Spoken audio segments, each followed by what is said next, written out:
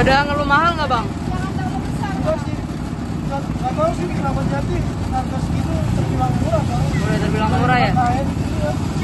Makanya ada yang 18. 160 itu baru hari ini atau dari kapan bang? Harganya? Seminggu akhir Ramadan. Seminggu Ramadan.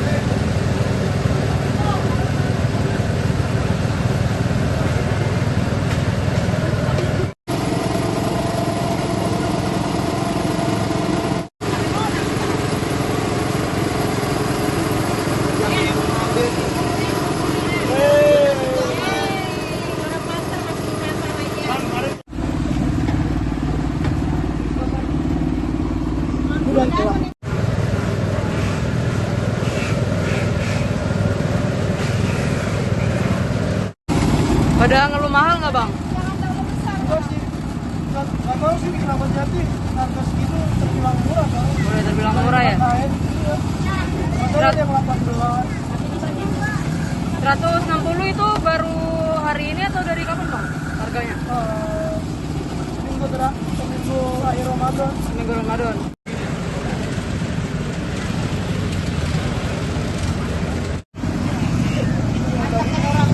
Iya. Yang udah disancu kok dikurang dong. Iya siap.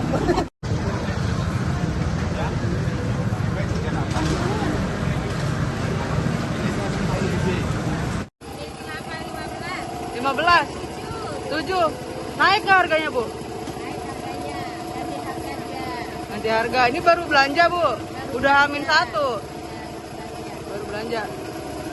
Tapi walaupun naik nggak apa-apa bu, tetap beli. Asal ada. Yang penting lebaran ya bu. Buat masak apa nih bu? Berapa bu satu buah kelapa?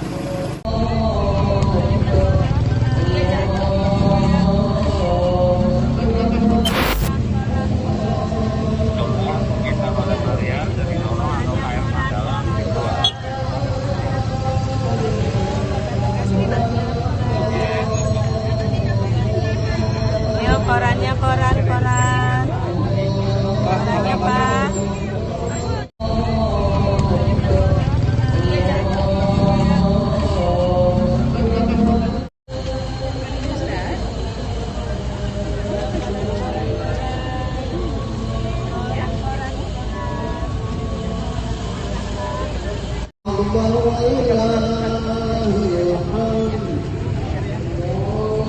Yang telah membantu terselenggaranya kegiatan sholat Idul Fitri, terutama kantor kelurahan Kebon Siri, Polsek Metro Menteng yang sudah membantu pelaksanaan keamanan, dan PPM Manajemen yang telah memfasilitasi parkir para jamaah yang mengikuti sholat Id pada pagi hari ini. Terima kasih kepada pimpinan Pusat Muhammadiyah Kantor Jakarta dan rekan panitia pelaksanaan sholat Idul Fitri. Dari mohon maaf lahir dan batin. Semoga kebersamaan dan silaturahmi kita sebagai bangsa selalu terjaga. Amin ya rabbal alamin.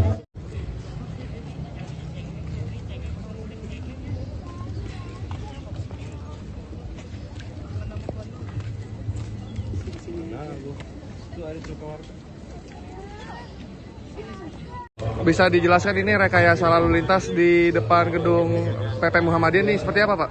Baik, selamat pagi. Assalamualaikum warahmatullahi wabarakatuh. Kami dari Satlantas Jakarta Pusat saat ini melaksanakan pengamanan sholat Idul Fitri dari teman-teman Muhammadiyah ya. yang sekarang ini melaksanakan sholat Idul Fitri di hari Jumat ini. Baik, kami lakukan rekayasa lalu lintas yang dari arah Cut Mutia mengarah ke Patung Tani, karena di depan lokasi sholat id kita diperkirakan untuk sholat id, maka kita alihkan memutar balik arah ke Menteng. Demikian juga untuk yang dari arah Senen maupun yang dari arah Jalan Ridwan Rais ya, mengarah ke Cut Mutia, kita alihkan ke arah Monas maupun arah ke Patung Tani kembali. Demikian Mas. Oh, berarti agar jemaah juga bisa hikmat gitu Pak, yang menjalankan ibadahnya. Untuk kekusukan, kenikmatan para jemaah yang akan melaksanakan sholat Idul Fitri di depan PP Muhammadiyah. Seperti yang Mas lihat, saat ini jemaah sudah memenuhi badan jalan kanan kiri, dan alhamdulillah rekayasa sudah kita laksanakan. Sampai kapan Pak ini Pak rekayasa diberlakukan? Kita laksanakan sampai dengan selesai sholat Idul Fitri. Sampai berarti selesai, nanti jemaah selesai membubarkan diri, baru kita normalkan kembali. Izin Pak, boleh diperkenalkan nama lengkap dan jabatannya Pak? AKP Didik Eka Wahyudi, saya Kaurbinob Satlantas Polres Metro Jakarta Pusat. Siap, makasih Pak. Baik, bismillahirrahmanirrahim. Assalamualaikum warahmatullahi wabarakatuh. Para pemirsa yang berbahagia, khususnya umat Islam di seluruh Indonesia, serta teman-teman media yang hadir pada kesempatan ini. Pada kesempatan ini, saya akan menyampaikan laporan penyelenggaraan sidang isbat penetapan awal Syawal 1447 Hijriah 2026 Masehi yang baru saja kita hadiri, tetap ya masuk Islam dan para pejabat yang terkait pada bidangnya, misalnya nanti saya akan sebutkan siapa-siapa yang sangat representatif untuk hadir pada kesempatan ini. Dalam penentuan awal bulan kemarin, terutama bulan yang di dalamnya terdapat ibadah dan hari raya besar Islam yang menyangkut hajat hidup orang banyak, negara memfasilitasi dengan menyelenggarakan sidang isbat sebagai bentuk keterlibatan ulil amr atau pemerintah. Sidang isbat ini merupakan sarana musyawarah dan persatuan umat dan juga bentuk ikhtiar agar umat Islam memiliki ruang berdiskusi dalam penentuan kapan mulai melaksanakan ibadah dan berhari raya. Dalam sidang isbat hari ini hadir Ketua Komisi 8 DPR RI, Ketua MUI Majelis Ulama Indonesia, para pejabat eselon 1 dan 2 Kementerian Agama, para pimpinan Ormas Islam atau yang mewakili, para ahli ilmu falak atau astronomi dari perguruan tinggi keagamaan Islam, perwakilan Badan Meteorologi, Klimatologi, Geofisika atau BMKG, Badan Riset dan Inovasi Nasional BRIN, Bosca ITB Institut Teknologi Bandung, Badan Informasi Geospasial BIG, dan Planetarium Jakarta, serta tentunya juga para anggota tim Hisab Ru'yah Kementerian Agama. Rangkaian sidang isbat hari ini diawali dengan seminar yang disiarkan secara terbuka melalui kanal media sosial Ditjen Bimas Islam. Dalam seminar tersebut, kita telah menyimak paparan tentang prinsip dan metode penentuan awal bulan Qamariah, disertai diskusi panel bersama narasumber yang membahas hisab ru'yah dan ilmu falak dari berbagai perspektif. Dalam penetapan awal bulan Qamariah, Indonesia menggunakan kriteria visibilitas hilal MABIMS.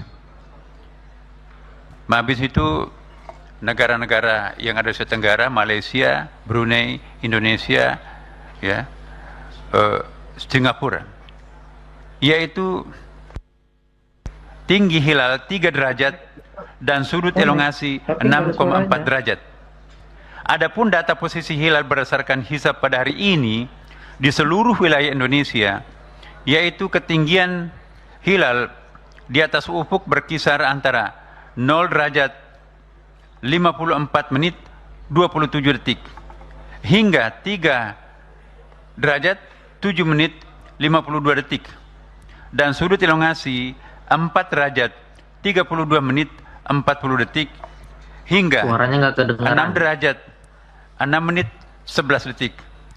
Secara hisab, data hilal pada hari ini tidak memenuhi kriteria visibilitas hilal Mabins.